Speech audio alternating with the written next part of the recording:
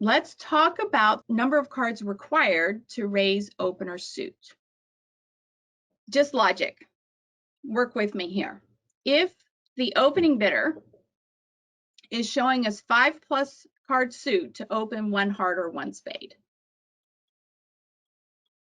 you have to have at least a 5-card heart suit or a 5-card spade suit to open 1 heart or 1 spade.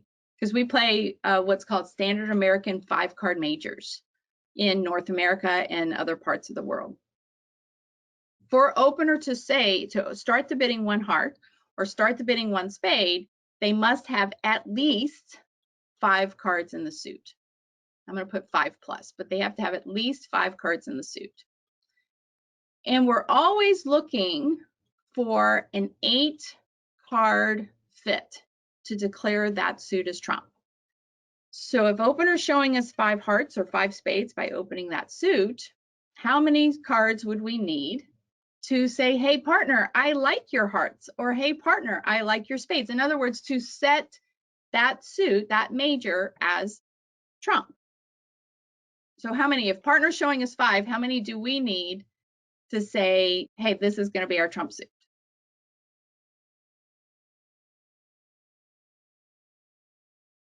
Okay, right, we want 3. We just want the difference between 8 and partner's promising us 5, so we need 3 to like it, right? When I say something, well, do we like partner's major? What I'm saying is, do we have at least 3 cards in that suit to like it, right? To say, to declare it as our trump suit. Now, when our partner opens 1 diamond or 1 club, in theory, they may only have a 3-card suit. That's how it boils down to. When we get through that checklist and we open one of a minor, partner could be on just a 3-card suit, right? It could be more, and usually is 4, but occasionally it could be 3.